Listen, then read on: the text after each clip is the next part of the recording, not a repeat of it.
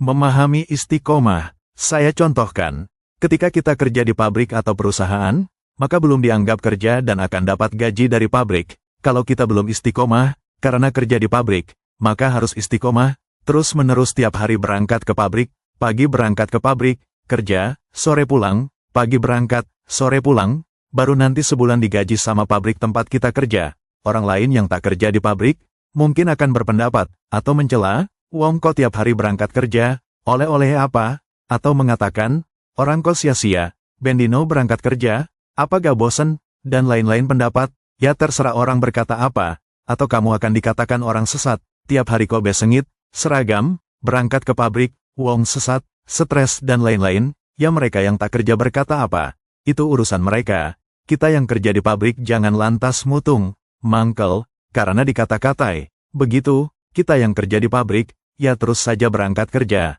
Nanti ketika kita dapat gaji dari pabrik, mereka tak dapat gaji, karena mereka tak kerja di pabrik yang kita kerja di dalamnya. Itu belum kalau kita punya kedudukan di pabrik, yang tentu gajinya lebih tinggi. Misal kita manajer pabrik, tentu gajinya lebih besar dari gaji cleaning service, atau office boy, belum lagi kalau ada lemburan kerja, gaji akan lebih banyak. Semoga paham dengan kerja di pabrik yang saya buat perumpamaan, ini seperti kita kerja di pabriknya Allah. Allah yang gaji, kerjanya apa? Kerjanya zikir, lalu zikir yang dibaca apa? Orang banyak bertanya ke saya yang saya buat zikir harian saya apa? Saya umpamakan lagi agar paham. Ketika kita mau nyalakan lampu rumah, kalau malam gelap apa yang kita nyalakan? Yang dinyalakan ya lampu yang sudah dibeli, yang sudah dipasang di pitingan, nyalakannya dengan mencet saklar. Ketika kita mau blender membuat bumbu, kita pakai apa? Ya pakai blender yang sudah dibeli, tinggal dicolokkan dan pencetan blender ditekan. Ketika kita mau nyedot air kita pakai apa? Ya pakai pompa air Sanyo atau Shimizu yang sudah kita beli, dan sudah dipasang dengan sambungan paralon air. Nyalakannya gimana? Tinggal pencet saklar. Kalau kita mau ngulek sambal pakai apa? Tinggal pakai cobek dan ulekan yang sudah kita beli. Kalau mau goreng pakai apa? Pakai wajan yang sudah kita beli. Kalau mau pergi ke Indomart yang jaraknya agak jauh pakai apa? Pakai motor yang sudah kita beli. Kalau mau nelpon SMS, pakai apa? Pakai HP yang sudah kita beli. Sudah beli HP kok nelpon masih bingung. Sudah beli motor kok mau bepergian ke Indomart masih bingung. Sudah beli lampu kok rumahnya gelap-gelapan. Mau nyalakan lampu bingung pakai apa?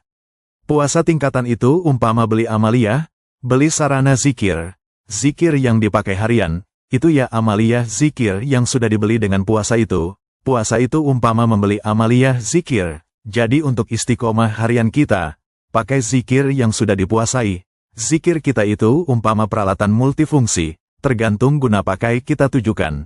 Guna pakainya itu terletak pada doa kita ketika mau menjalankan zikir. Jadi orang yang sudah beli HP, ketika mau nelpon bingung, padahal di tangannya sudah megang HP, itu umpama orang yang sudah puasa tingkatan, sudah punya zikir tapi bingung mau zikir apa. Zikir harian dari zikir puasa, yang sudah dilakukan itu umpama orang yang kerja di pabrik. Selama kamu belum istiqomah zikir harian, kamu jalankan tiap hari, mustahil kamu akan digaji oleh Allah. Kamu tak kerja di Freeport, tak pernah berangkat kerja, tak pernah daftar ke FREEPOR, lalu kamu BEEHARAP dapat gaji dari FEEPORT, ngimpi. Kerja daftar jadi karyawan di Freeport, berangkat tiap hari, baru nanti sebulan kemudian kamu akan digaji. Sekalipun kamu sudah daftar jadi karyawan Freeport, tapi tak pernah berangkat kerja, atau kerja hanya sekali. Lalu kamu mengharap gaji, memangnya Freeport miliknya mbahmu. Nah kerja di pabriknya Allah, melakukan zikir itu juga begitu. Kalau kamu tak istiqomah zikir tiap hari, Allah juga tak akan menggajimu. Setelah kamu istiqomah, maka kemudian Allah akan menggajimu. Lalu bagaimana caranya Allah gaji? Lah kok kamu mempertanyakan Allah? Bagaimana dia menggajimu? Allah itu ngurusi makan semua makhluk saja bisa, sampai cacing sampai kutu kucing, kutu kepalamu, bahkan semut, gurem, semua yang memberi makan itu Allah.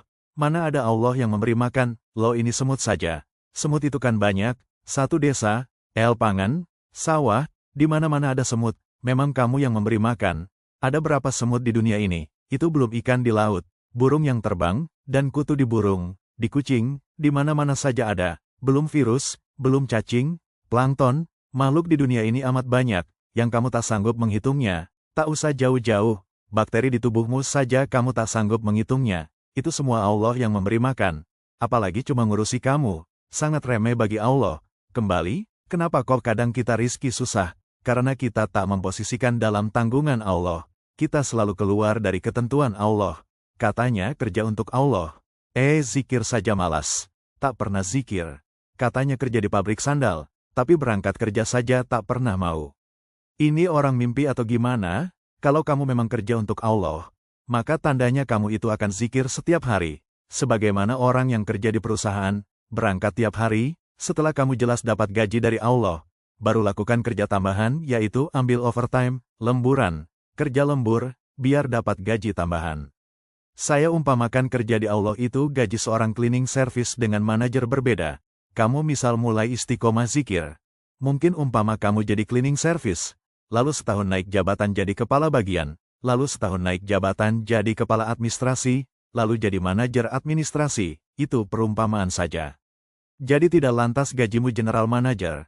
Ini saya umpamakan saya dulu. Dulu 2010 saya mulai istiqomah, zikir, tiap hari, tak pernah saya tinggal. Waktu itu saya mulai digaji Allah tiap hari 200.000. Saya tetap istiqomah setidaknya sebulan saya dapat 6 juta. Setahun kemudian naik gaji saya jadi 1 juta sebulan. Saya pindah ke Jawa Timur Tuban, sehari waktu itu sudah 6 juta. Tapi kalau saya tak zikir ya saya tak dapat gaji. Lalu naik-naik sampai sekarang 10 juta per hari. Itu kalau saya tak kerja lembur. Hanya zikir puasa yang saya pegang, saya jalankan. Kalau saya setiap selesai sholat 5 waktu zikir, maka pendapatan saya juga beda. Kalau 24 jam saya tak berhenti zikir, sehari semalam bisa dapat 200 juta, ini logika kita berpikir, menimbang, hitung-hitungan kalkulasi, daripada saya duduk tak zikir, atau ngobrol tak dapat apa-apa. Apa saya zikir dapat uang 200 juta? Kamu tentu punya akal juga bisa menimbang-nimbang. Semoga paham.